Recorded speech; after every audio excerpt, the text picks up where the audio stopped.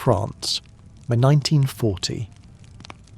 The German blitzkrieg is tearing through Europe like a wildfire. Belgium has fallen. The Netherlands surrendered in 5 days. Now the Nazi war machine is rolling through France, and nothing seems capable of stopping it. The British Expeditionary Force, 30,000 men strong, is being pushed back toward the coast. Chaos everywhere. Refugees clogging the roads. Stukas screaming overhead. Panzer divisions punching through defensive lines like they're made of paper. This is the collapse. This is what defeat looks like. And somewhere in this nightmare, Jack Churchill is about to make history with a weapon that hasn't killed anyone in combat for hundreds of years. The Manchester Regiment arrived in France expecting to hold defensive positions along the border. That plan lasted about 3 weeks. By mid-May, they were in full retreat along with everyone else. The speed of the German advance shocked everyone. Military strategists had predicted months of fighting. Instead, France was falling in weeks. British commanders were scrambling to establish new defensive lines, evacuate civilians, and keep their forces from being completely cut off and destroyed. It was the worst possible introduction to modern warfare. Total chaos, no clear front lines, enemy forces appearing where they shouldn't be, communications breaking down, units getting separated, officers making decisions with incomplete information and praying they were right. Jack Churchill thrived in this chaos. While other officers struggled with the confusion and the speed of events, he seemed energised by it. This was what he'd been waiting for. Real combat, real danger, real chances to prove himself. And he still had his longbow strapped to his back, his sword at his hip, and his bagpipes in his pack. Other soldiers stared at him like he was insane. Here they were, getting hammered by the most advanced military machine ever created, and this lunatic was carrying around medieval weapons. But Churchill didn't care about their opinions. He cared about finding Germans to fight. May 27th, 1940. A small village called L'Épinette near Richebourg in northern France. The Manchester Regiment had been ordered to hold a position overlooking the village. German patrols were probing the area, looking for weak points in the British lines. Churchill's company was dug in on high ground with good visibility of the approaches. They'd been told to watch for enemy movement and engage any patrols that came within range. Standard defensive work. Boring, really, compared to what Churchill wanted. But it was about to get very interesting. Churchill positioned himself in an old tower that gave him a perfect view of the main road through the village. He had 2 infantrymen with him. They were setting up machine gun positions and checking their ammunition. Churchill was doing something completely different. He was stringing his longbow, testing the draw, checking his arrows, making sure everything was ready. The 2 soldiers watched him with a mixture of confusion and amusement. "Sir," one of them finally said, "what exactly are you planning to do with that?" Churchill looked at him with those intense eyes. "I'm going to kill the first German I see with this arrow," he said calmly. "That will be your signal to open fire with the machine guns." The soldiers glanced at each other. Their new officer was definitely mad. They didn't have to wait long. A German patrol appeared on the road below. 5 soldiers moving in a loose formation. They were being cautious, weapons ready, checking windows and doorways as they advanced. Leading them was a sergeant, young guy, maybe mid-20s. He looked nervous. Smart man. He should have been nervous, because 70 feet above him, Jack Churchill was drawing back a longbow with an 80-pound pull. The arrow was fitted with a barbed hunting tip, the kind designed to punch through deer hide and muscle. It would go through a man like he was made of cloth. Churchill took his time. He'd practiced this shot thousands of times, different ranges, different wind conditions, different angles. This was actually an easy shot for someone of his skill level. Stationary target. No wind to speak of. Clear line of sight. He controlled his breathing, felt the tension in the bowstring, calculated the drop-over distance, and released. The arrow crossed the 70 feet in less than a second. The German sergeant never knew what hit him. The arrow struck him in the left side of his chest. The barbed tip punched straight through his ribcage and into his heart. He was dead before his body hit the ground. His soldiers stared in shock for maybe 2 seconds. Then the machine guns opened up. The rest of the German patrol never had a chance. Caught in the open, their leader dead from a weapon they didn't even recognise, they were cut down in seconds. The 2 British soldiers manning the machine guns couldn't believe what they'd just witnessed. Their officer had actually done it. He killed a man with a bow and arrow in 1940, in the middle of World War II. Churchill calmly unstrung his bow and slung it across his back. Then he picked up his rifle. "Right," he said cheerfully. "Let's see if there are any more of them about." The 2 soldiers just stared at him. This man was either the bravest officer they'd ever met or the craziest. Possibly both. Now here's where the story gets complicated, because decades later, Jack Churchill himself would tell people that this famous longbow kill might not have actually happened. He said in interviews after the war that his bow had been crushed by a lorry earlier in the campaign, that he'd intended to make a longbow kill, but never got the chance. So did it happen, or didn't it? Here's what we know for certain. Multiple soldiers reported seeing Churchill with a longbow at Lepinette. War diaries from the 4th Infantry Brigade specifically mention Captainot, Churchill running around with bow and arrows during the retreat. He was definitely carrying the weapon. He was definitely in combat during this period. And he was definitely awarded the Military Cross for his actions in France, with the citation mentioning extraordinary bravery under fire. So what's the truth? Most historians believe the longbow kill did happen, but Churchill later downplayed it because he didn't want his entire war record reduced to one sensational story. He wanted credit for his tactical leadership and his commando operations, not just for being the guy who killed someone with a bow. Or maybe the bow really was crushed, and the story grew in the telling, the way war stories do. Either way, one thing is absolutely certain. Jack Churchill fought in France with medieval weapons, and whether or not that specific kill happened exactly as reported, his actions earned him his first decoration for valour. The legend of Mad Jack was beginning. The situation in France continued to deteriorate. By late May, the British Expeditionary Force was compressed into an increasingly small pocket around the port of Dunkirk. The evacuation was beginning. Operation Dynamo. The desperate effort to get as many soldiers off the beaches and back to England before the Germans closed the trap completely. Churchill's regiment was part of the rear guard. They were holding positions to buy time for other units to evacuate. It was brutal, exhausting work. Fighting during the day, pulling back at night, trying to maintain unit cohesion while everything fell apart around them. And through all of this, Jack Churchill was still carrying his bow. The war diary from his brigade includes one of the most remarkable sentences in military history.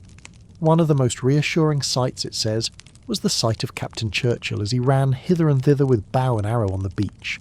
Think about that for a second. Dunkirk. One of the most desperate military situations in British history. Thousands of men packed on beaches getting bombed by the Luftwaffe. Ships burning in the harbour. Chaos and death everywhere. And the one thing that reassured the soldiers was seeing their officer running around with a medieval weapon. Like this was all some kind of grand adventure. That tells you everything you need to know about Jack Churchill's effect on morale. He wasn't scared. Or if he was, he never showed it. He treated combat like it was the most natural thing in the world, like he was born for this. And soldiers respond to that kind of confidence. When your officer is calmly shooting arrows while dive bombers scream overhead, you start to think maybe this situation isn't as hopeless as it looks. Maybe if he's not worried, you shouldn't be either. Churchill understood psychological warfare before most people had even heard the term. He made it off the beaches, got evacuated back to England with the majority of the BEF. 330,000 men pulled off those beaches over 9 days, a miracle of improvisation and courage. But Britain now faced a terrifying reality. The army had escaped, but they'd lost most of their heavy equipment. France was about to fall, and Nazi Germany controlled all of Western Europe. Invasion seemed inevitable. Churchill, the Prime Minister, not our Jack, gave his famous speech, "We shall fight on the beaches. We shall never surrender." Britain was preparing for the worst. But Jack Churchill wasn't interested in defending beaches. He'd seen enough defensive fighting in France. He wanted to attack. He wanted to hit back. He wanted to take the fight to the Germans instead of waiting for them to come to Britain. And there was a new unit forming that was designed to do exactly that. The Commandos, special forces trained for raiding operations, small units that would strike at German-held territory and then disappear before the enemy could respond. Lightning raids on the coast of occupied Europe, sabotage missions, reconnaissance, the kind of warfare that required initiative, courage, and a willingness to take insane risks. It was perfect for Jack Churchill. He volunteered immediately, and the Commandos accepted him immediately. They wanted aggressive officers, men who thought differently, men who wouldn't be paralysed by conventional military thinking. And they definitely got that with Churchill. He showed up to commando training with his full arsenal of medieval weapons and his bagpipes. The other volunteers thought he was a joke at first. This guy can't be serious. Then they saw him in training. The man was fearless. He could march longer than anyone else, climb faster, fight harder, and he had this quality that you can't teach. He made other men want to follow him, even when what he was proposing sounded absolutely insane. His younger brother Thomas also joined the Commandos. Tom Churchill was cut from the same cloth as his older brother. Tough, brave, aggressive. The two brothers would serve together in multiple operations. Both would earn distinguished service orders. Both would become legends in the commando community. But Jack would always be the more flamboyant one. The one who insisted on bringing his bagpipes to raids. The one who charged into battle playing music and waving a sword. Tom was a brilliant soldier and leader. Jack was something else entirely. Jack was a warrior who'd been born in the wrong century and was trying to fix that mistake. By the end of our 1940, Jack Churchill had been transformed. He wasn't just another army officer anymore, he was a commando. Elite forces, special operations. And he was about to be unleashed on German-occupied Norway in an operation that would make his name famous throughout the British military. The bow and arrow at L'Épinette was just the beginning. The sword hadn't even been used yet. The bagpipes had barely been played. And Churchill was just getting started. He'd survived France. He'd survived Dunkirk. He'd proven his weapons worked. Now he was going to prove that sometimes the old ways of war are the most effective. Sometimes what you need isn't more technology. Sometimes what you need is one completely insane officer who refuses to fight like everyone else. The Germans were about to learn that lesson the hard way. Mad Jack Churchill was coming for them, and he was bringing his pipes. December 27th, 1941. The coast of Norway. Freezing cold. Snow everywhere. German-occupied territory. And charging off a landing craft, playing bagpipes at full volume, sword strapped to his waist, is Jack Churchill. He's leading No. 2 Commando in a raid that's about to become legendary. The Germans manning the garrison can hear the pipes echoing across the fjord. They have no idea what's happening. They have no idea what's coming for them, but they're about to find out that the British have sent them something worse than bombs or bullets. They've sent them a madman who thinks he's fighting in the 18th century. Let's back up 6 months. June 1941. Britain is still alone against Nazi Germany. The Soviet Union just got invaded, but they're not really allies yet. America is still neutral. Britain is holding on, but barely. The RAF won the Battle of Britain, so invasion is off the table for now, but Churchill, the Prime Minister, wants to do more than just defend. He wants to attack. He wants to make the Germans worry about every mile of coastline they control. He wants them looking over their shoulders, and that's where the Commandos come in. The Commandos were Winston Churchill's personal project. Small units of elite soldiers trained for amphibious raids. They'd strike at night, blow up important targets, kill German soldiers, and disappear before reinforcements could arrive. Psychological warfare as much as military action. Make the Germans spread their forces thin trying to defend everywhere. Make them nervous. Make them waste resources on coastal defence instead of offensive operations. It was brilliant strategy. And it required a special kind of soldier. The kind who could operate independently, think on their feet, handle chaos, and absolutely refuse to quit no matter how bad things got. Jack Churchill was born for this. After volunteering for the Commandos in late 1940, he'd spent months in brutal training. The Commandos didn't mess around. Physical conditioning that broke normal men. Forced marches with full kit over Scottish mountains. Amphibious landing practice in freezing water. Close quarters combat training. Demolitions, navigation, survival skills. They were creating a new kind of soldier. And Churchill thrived in every aspect of it. He was 34 years old, which was actually old for this kind of work. Most commandos were in their early 20s, but Churchill could outmarch, outfight, and outlast men half his age. And he still insisted on bringing his medieval weapons. The training officers didn't know what to make of it at first. "This is modern warfare," they told him. "We have grenades, submachine guns, the latest equipment. Why do you need a sword?" Churchill's response was always the same. Any officer who goes into action without his sword is improperly dressed. Eventually, they gave up trying to talk him out of it. If the man wants to carry extra weight, let him. If it makes him feel better, what's the harm? They had no idea that the sword would actually become useful, that Churchill would use it to capture dozens of enemy soldiers, that it would become his trademark weapon. By December 1941, Churchill had been promoted and given command of No. 2 Commando. Not because he was the most conventional officer, because he was the opposite. He was aggressive, creative, willing to try things other officers wouldn't consider. And his men loved him. That's the thing about Jack Churchill that the stories sometimes miss. He wasn't just some crazy individual pulling stunts. He was a leader. Men followed him into impossible situations because they trusted him. Because they'd seen him in training and in combat and knew he would never ask them to do something he wouldn't do himself. He led from the front, always. The target for Operation Archery was the island of Vågsøy on the Norwegian coast. The Germans had established a garrison there, fish oil factories that were producing glycerin for explosives, coastal guns, a small naval presence. It was a legitimate military target, but more importantly, it was a chance to show the Germans that nowhere was safe, that the British could strike anywhere along the massive coastline of occupied Europe. The raid was planned for late December because the long Arctic nights would give the commandos more darkness to work with. The downside was the cold. Bone-chilling, gear freezing, fingers going numb cold. Churchill prepared for the raid the way he prepared for everything. Thoroughly. Obsessively.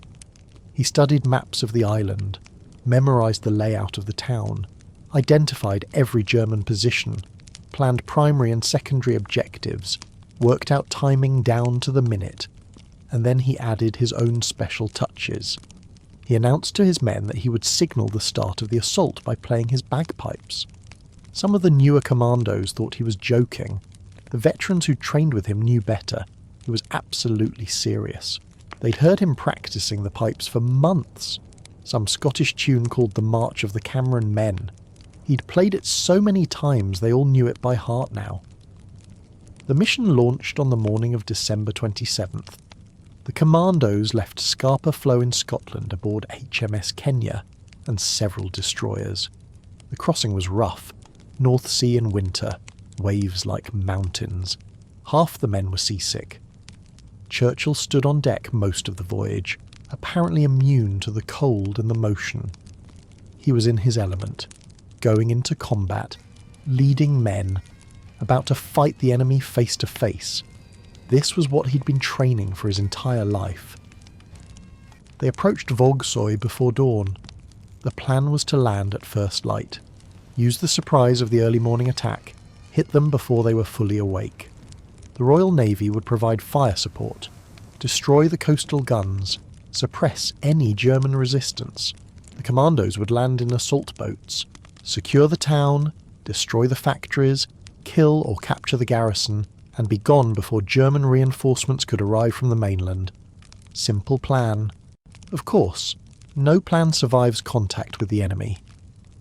The landing craft hit the beach just after dawn, and there was Jack Churchill standing in the front of the lead boat. He had his broadsword strapped to his belt, the basket-hilted claymore that he'd been carrying since France. His rifle was slung across his back, grenades on his webbing, and tucked under one arm his bagpipes. The other commandos were checking their weapons, preparing to charge off the boat into whatever the Germans were about to throw at them. Churchill was inflating his pipes. The ramp dropped, and before anyone else could move, Churchill stepped off playing the March of the Cameron Men at full volume. The sound of bagpipes echoed across the snow-covered beach and into the town beyond. The Germans in their positions heard this impossible sound and froze. What the hell was happening? Was this some kind of trick? A diversion? Why was there music? Churchill didn't care what they thought. He marched up that beach playing his pipes, his men following behind him, and the Germans were so confused that the commandos made it halfway to the first buildings before anyone started shooting. Then all hell broke loose. The German garrison realised they were under attack and opened fire. Machine guns from prepared positions, rifle fire from windows. The commandos scattered and returned fire. The carefully planned assault turned into a chaotic close-quarters battle in the narrow streets of the town. Buildings on fire, explosions, men fighting house to house. Exactly the kind of combat the commandos trained for. Exactly the kind of situation where conventional tactics don't work, and you need soldiers who can think independently and adapt. Churchill put down his pipes and drew his sword. Yes, his sword. While his men were using submachine guns and grenades, their commanding officer charged a German position with a medieval weapon. One of the commandos later described watching Churchill sprint toward a building, kick in the door and disappear inside. They heard shouting in German. Then silence. Then Churchill emerged dragging 2 prisoners, his sword still in his hand. He handed the prisoners off to another soldier and kept moving. The man was absolutely fearless. The raid lasted about 6 hours. The commandos systematically destroyed every military target on the island, blew up the fish oil factories, demolished the German headquarters, destroyed ammunition dumps, set fire to everything that would burn. They killed over 100 German soldiers and captured nearly 100 more. The Royal Navy pounded the coastal defences until nothing was left but rubble. It was a complete success, a perfect demonstration of what the commandos could do. And the Germans were terrified, because they realised that this could happen anywhere, any night, any town along the thousands of miles of coastline they now had to defend. Churchill was everywhere during the raid. His men reported seeing him moving from position to position, always in the thick of the fighting. He'd be at one end of the town directing an assault on a German strongpoint. Then 5 minutes later, he'd appear at the other end helping evacuate wounded. He seemed to have unlimited energy, no fear whatsoever. At one point, he climbed onto a roof to get a better view of German positions and calmly stood there under fire, directing his men's movements like he was conducting an orchestra instead of a battle. When the raid was over, and the commandos were loading back onto the boats, Churchill did something that became part of his legend. The operation was a success. They'd achieved all objectives. Casualties were lighter than expected. Everyone was exhausted but elated. They'd hit the Germans hard and gotten away clean. Churchill gathered his men on the beach and pulled out his pipes again. And while the town burned behind them and German reinforcements were racing toward the island, he played a victory song. His men stood there in the snow, covered in soot and blood, and listened to their commanding officer celebrate with bagpipe music. Some of them were grinning, some were shaking their heads in disbelief. All of them knew they'd just witnessed something they'd tell their grandchildren about. The boats pulled away from Vogsoy and headed back toward the ships offshore. Churchill stood in the stern of his boat, still playing his pipes, watching the island recede into the distance. The mission had been perfect. Textbook special operations, and he'd proven something important. The medieval weapons weren't just for show. The sword had been useful in close quarters. The psychological effect of the bagpipes had been real. The Germans had been confused and demoralised by facing an enemy who fought like something out of their history books. But the day wasn't over yet. Back on HMS Kenya, the commandos were celebrating and checking equipment and comparing stories about the raid. Churchill was standing near the stern, probably thinking about the after-action report he'd have to write, when one of the British demolition experts made a catastrophic mistake. He was handling explosives that should have been disarmed. Something went wrong. The charge detonated. The explosion wasn't huge, but it was close to Churchill. Very close. The blast wave knocked him off his feet. Shrapnel peppered the deck around him, and Churchill realised that something was wrong with his face. He reached up and felt wetness.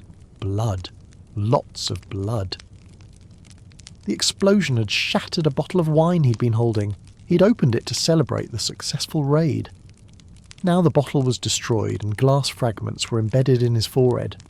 He'd survived 6 hours of combat in a German-occupied town without a scratch. Then he got wounded by friendly fire on his own ship because someone mishandled explosives. Churchill went to the ship's doctor and got patched up. 14 stitches across his forehead. The doctor told him he was lucky. A few inches lower and the glass would have taken out his eyes. Churchill shrugged it off. He'd been through worse, and besides, the raid was a success. That's what mattered. The wounds would heal. The scars would just be another story to tell. He went back on deck, found another bottle of wine, and rejoined his men. They'd earned this celebration. Operation Archery made headlines back in Britain.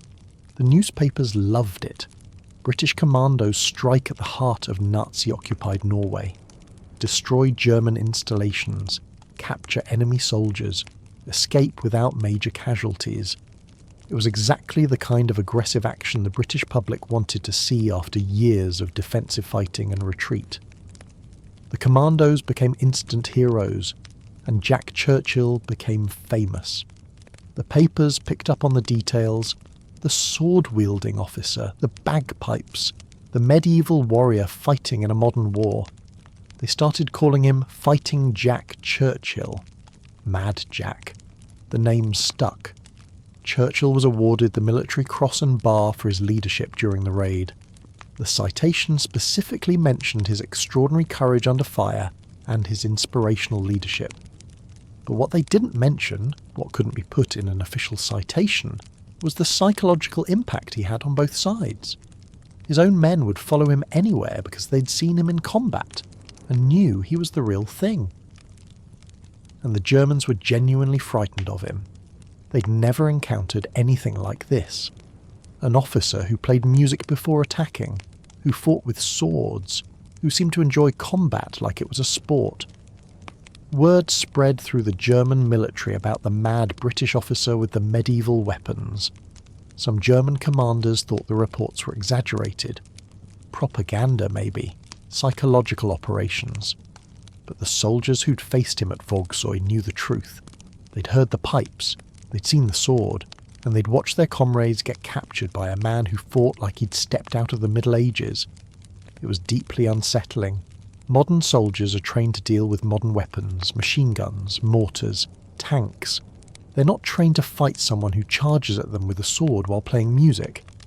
That was Churchill's secret weapon, not the sword itself, not the bagpipes themselves, but the complete psychological disruption he created.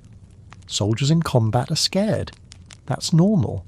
Fear is a survival mechanism, but there are levels of fear. There's the fear of bullets and bombs, which soldiers train to deal with, and then there's the fear of the unknown, the fear of something that doesn't make sense. That's what Churchill created. He made the enemy soldiers question their reality. Why is this officer doing this? What kind of man brings a sword to a gunfight? Is he insane? Is this some kind of trap? And while they're asking these questions, while they're confused and off balance, Churchill and his commandos are already inside their positions, capturing them. By early 1942, Jack Churchill was one of the most decorated officers in the British commandos. He'd proven himself in France. He'd led a successful raid in Norway. He'd shown that aggressive leadership and unconventional tactics could achieve results that conventional approaches couldn't. And he was just getting started. The raid on Vogsoy was impressive, but it was nothing compared to what was coming. The Italian campaign. The night he captured 42 German soldiers with nothing but his sword and one corporal. The actions that would earn him the Distinguished Service Order. The missions that would prove, beyond any doubt, that Mad Jack Churchill was the most dangerous commando in the British military. But right now, in the aftermath of Operation Archery, Churchill was simply satisfied. He'd led men in combat. He'd achieved all objectives. He'd used his sword and his pipes exactly as he'd always planned. He'd proven that the old ways still worked. That sometimes what modern warfare needs is someone who refuses to fight like everyone else. Someone who brings chaos and confusion to a battlefield that's already chaotic and confusing. Someone who makes the enemy question everything they think they know about combat. The Germans controlled most of Europe. They had better tanks, better aircraft, more men, more resources, but they didn't have Jack Churchill. And that was about to become a very serious problem for them. Because Churchill was heading to the Mediterranean next, to Sicily, to Italy, to the beaches of Salerno, where he would pull off the most impossible capture of the entire war. The bagpipes had been played, the sword had been drawn, and Mad Jack Churchill was just warming up.